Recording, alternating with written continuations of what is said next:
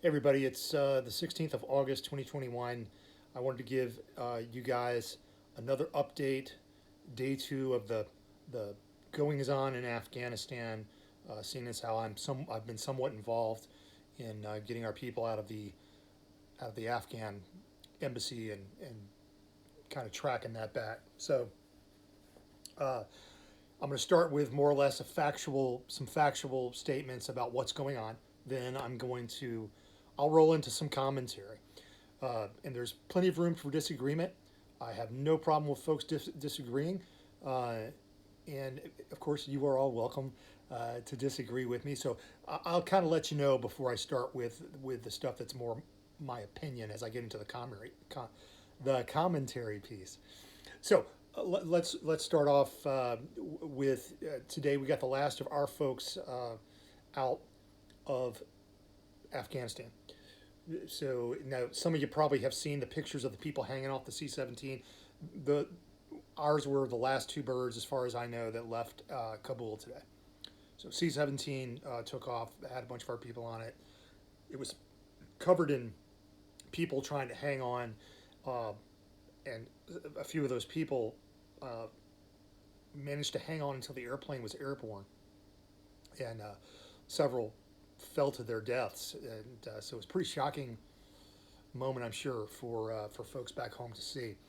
Um, so that's that part, and then one of our aircraft uh, got out of there. I want to say they got out of. It was about noon, I think, Iraqi time when they got out. It might have been a little bit later than that, but Iraq is seven hours ahead of East Coast time back in the States. So do the math there.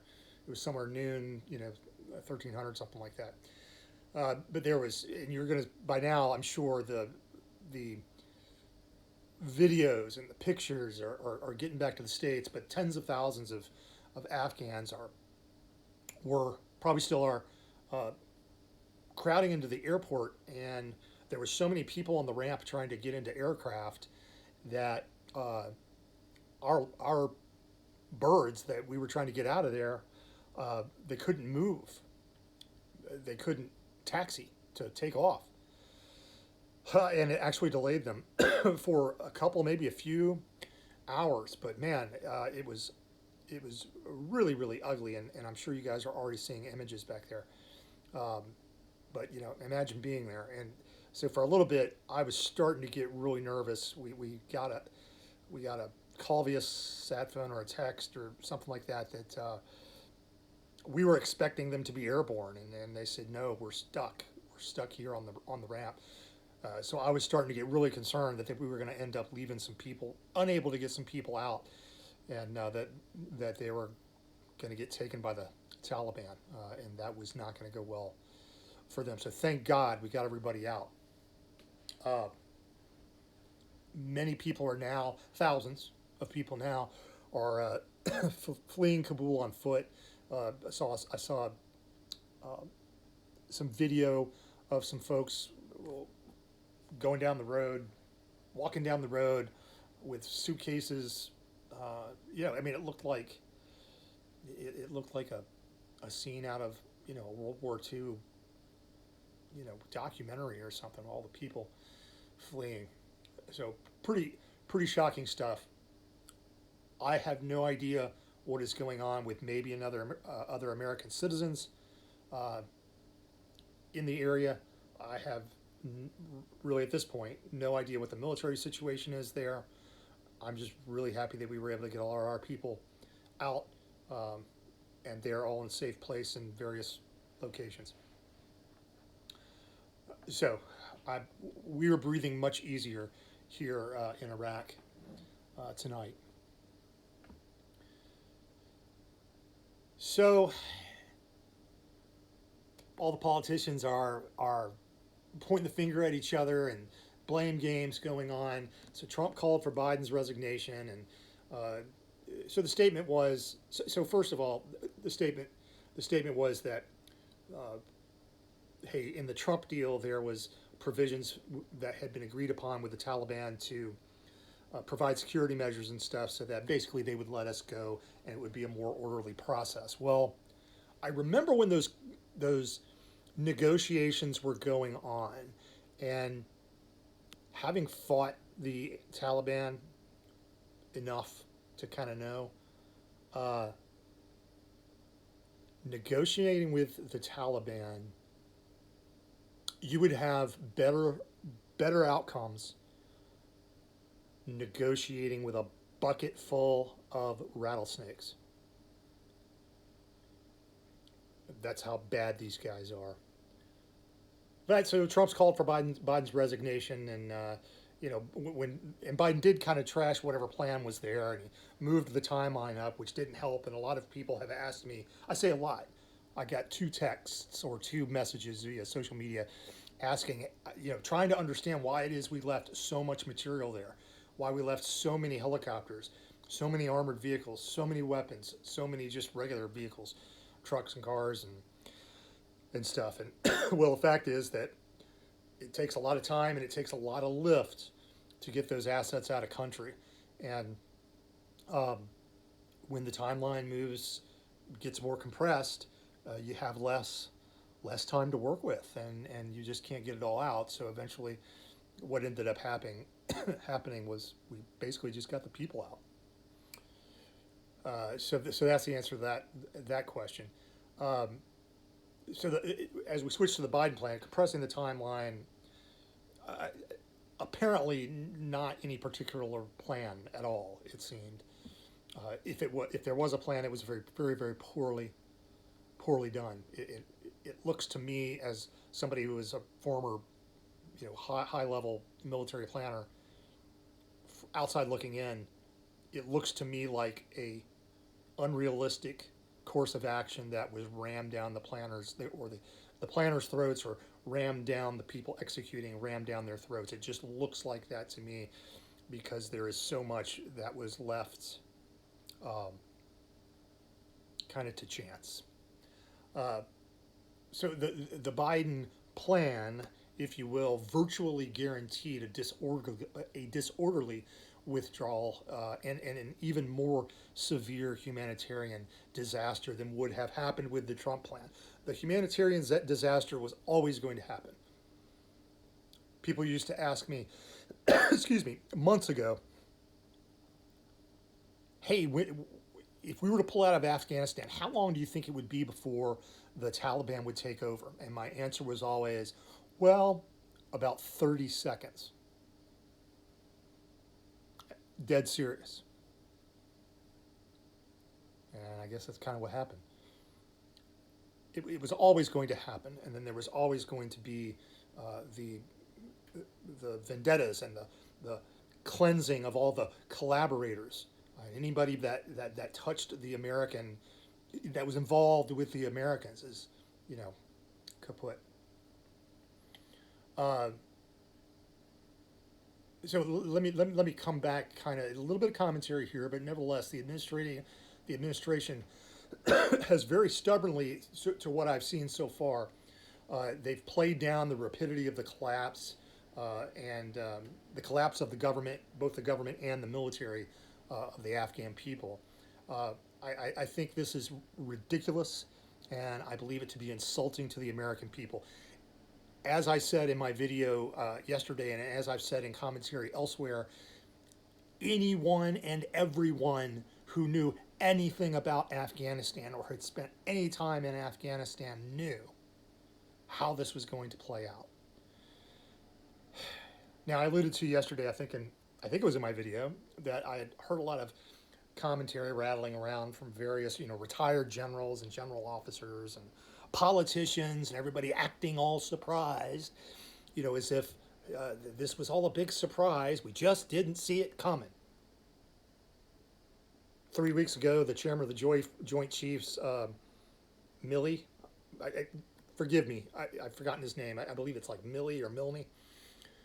He held a press conference, and he stated that the Afghan army is capable of holding the country, and that the Taliban was not a foregone conclusion. Horse shit. I mean, I'm not getting emotional about it. I'm not mad about it, but horse shit. He is either a mental patient or he was lying. I would leave it to you to decide which. This guy is a guy who's been spending his time and his energy worrying about white privilege and male rage and other Marxist, idiotic, and intellectually dishonest woke causes that are so poorly thought out, so baseless, that they wouldn't earn a grade of C in a freshman college seminar.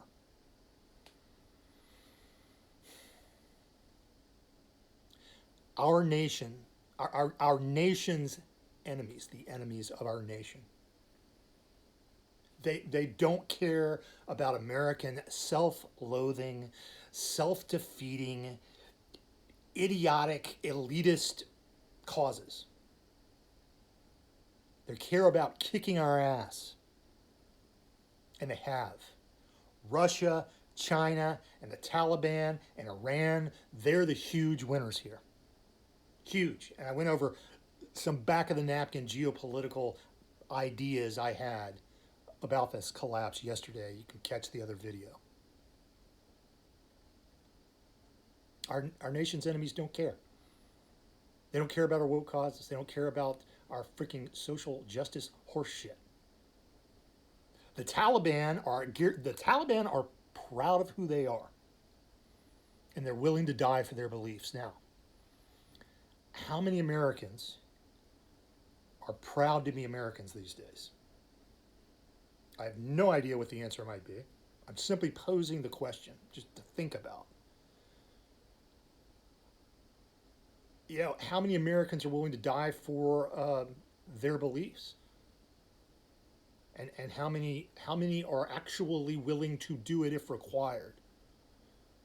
For that matter, how many people can actually even state their beliefs or why they believe what they believe? We can talk about the Taliban and we can call them illiterate, Stone Age, religious zealots. But they just managed to humiliate the United States on the world stage.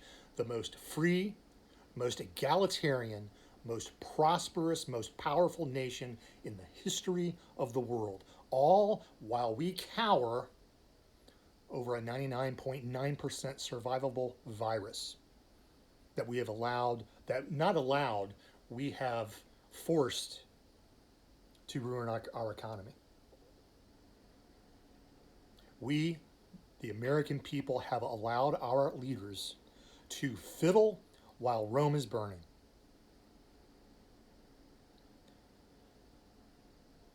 Western civilization no longer knows what it stands for. The Taliban does. We have cut our morality loose from the mooring and the anchor of absolute objective truth. And we're floating aimlessly in a sea of nihilistic relativism. This is as much a cultural defeat as it is a military or a foreign policy defeat. When we first went into Afghanistan, the initial part of the war, we called this Operation Enduring Freedom. But now I wonder how many from Western civilization, America in particular, really believe in freedom of speech, freedom of religion, and all the other liberties that are guaranteed in America in our Constitution. How many really believe in that stuff?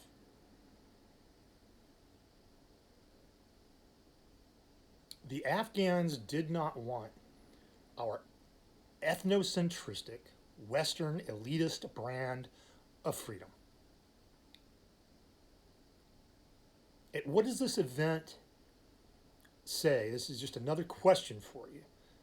What does this event say or demonstrate about America, who invested 20 years and billions upon billions of dollars, only to throw down our toys and leave, abandoning our allies to the very worst elements of mankind. What does that say about us? And how does it bode for our future in the world when we have demonstrated so clearly that we cannot be trusted? We've done it before. Yeah, not the first time. We will reap the fruits of this unmitigated disaster for the next century and beyond in geopolitical decline. That is my prediction. We have defeated ourselves. Now, I had the distinct pleasure of being able to talk to a friend of mine this afternoon or this evening here, living in New York. He was one of my co-pilots in Afghanistan. So today, everybody here, everybody I work with is retired military or at least former military, and most have combat experience in multiple theaters. 2, 3 theaters, multiple tours. They know the deal. But I was able to talk with this guy today, and we were, and all my friends today, we were actually discussing it, how last night, I came in and I said, hey, I didn't get a lick of sleep last night. And I said, yeah, I didn't either. I was agitated. I was a little nervous about what was going on in Afghanistan and about getting our people out. I knew we had a lot of work in front of us today. But the whole event was weighing really heavily on me, and I discovered that my other friends here today were having similar issues. They're like, yeah, I didn't sleep either. I was up all night thinking about this. So I reached out to some of my good friends from the Marine Corps. Hey, you doing all right? I've been thinking a lot about Afghanistan and stuff. And so my buddy Tor got back to me, and we got on a Zoom call together. And we just shot the shit. It was it was fun. It was great. But we were just kind of talking about trying to process this whole thing. So there's a lot of Afghanistan war veterans out there today there's something happening in their heart today. And so if you know one of these guys, and today he seems a little sullen, a little put off, there's probably a damn good reason why. Because he probably left a lot of friends buried in the sands of Afghanistan, figuratively. We bring the bodies back home nowadays.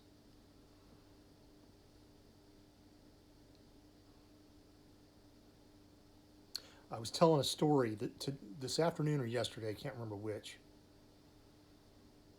about myself in 2004 in Afghanistan at a little fob called Kaust down in, no, the town is Kaust. The fob was called Salerno. And pretty early on, we had tents. We didn't even have any, concrete around our tents or any sort of, didn't have a lot of cover or anything. And it was, it was pretty sparse. It was a pretty Spartan thing. It was basically Hesco barrier with a bunch of tents in the middle.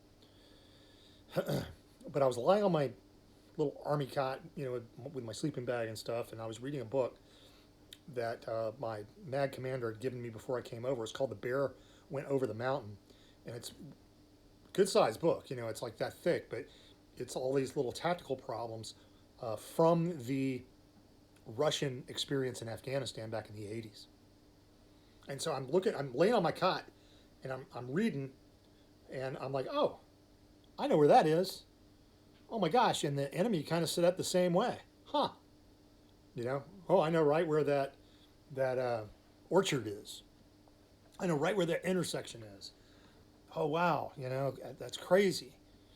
And I prayed to God that evening that my son, who was still 3 years old at the time, would not have to come to Afghanistan many years later and, excuse me, and fight over the same ground, the same terrain, the same intersections that I was having to fight over at the time. Excuse me, it's dusty here and I'm coughing a bit. So excuse me.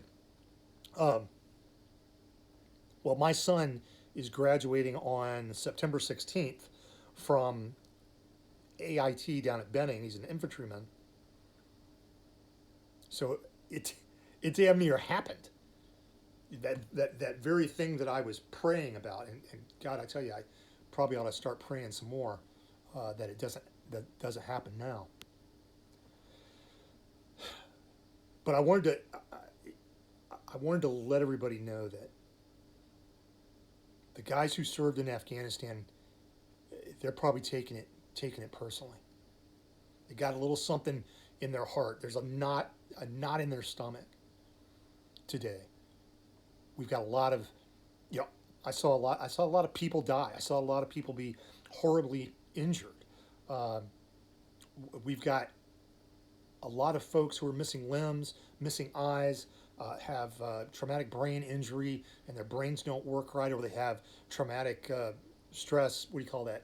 A PTSD, post-traumatic stress disorder, which has physical manifestations in the brain.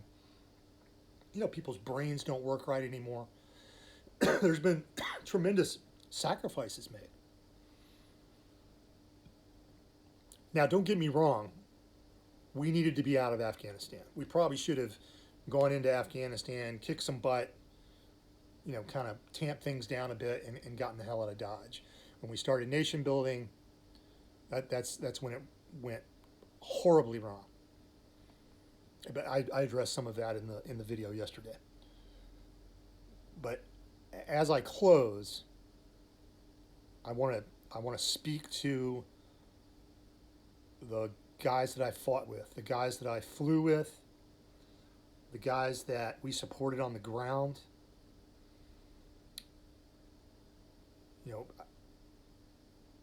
The Marines. I forget which grunt unit it was. The Marines, the Green Berets down at Lawara, and what was that place? Chapman, I think. The Army Infantry Unit 187, I believe it was, over in Oregon E. I want to let you guys know that it was the honor of my life to serve with you. The Rangers, I forgot which Ranger unit it was, but I had the pleasure of working with a Ranger Battalion. Did several ops with them. I want to let you guys know that if you were there in 2004, it was the honor of my life to serve with you. And even knowing the outcome as I know it to be today, if I had the opportunity to go back almost 20 years now and do it all over again, if I could do it with you guys, if I could go back and fly with Beeve and Tor and Klepto and frickin' Bones and Fligit and all you guys, and if I could serve with all those Marines and Rangers and Green Berets and SEALs and Army straight leg infantry, if I could do that, if I could be there with you, I would do it all again in a heartbeat, because you guys are what made it worthwhile. Folks, that's all I got for you today. I forgot to tell you guys and warn you guys when I got into the realm of opinion. But I hope I've given you some food for thought. And let me just tell you that I don't know how many more of these videos I'm going to do. I'm thinking my piece in this little piece of history is this little part of history is coming to a close rapidly because I'm no longer involved. But I hope this has brought some value to you, and I want to tell anybody out there that would like to share this video, anyone, if I brought some value to you, feel free to share. If you're I don't know, you've got a podcast or something like that, and you would like to have a if you would like to take and use a piece of this for footage or a soundbite or something like that, I've gotten contacted about that a few times since yesterday. I just want to let you know, no need to ask, do it, just do it. The only reason I'm doing these videos is to get the information out there and to try to make people think about what is happening. So thanks so much for watching. Thanks so much for joining. Really appreciate your time. I hope I brought something of value to you. Wherever you are, have a great morning, a great afternoon, or a great night. I will see all of you guys later.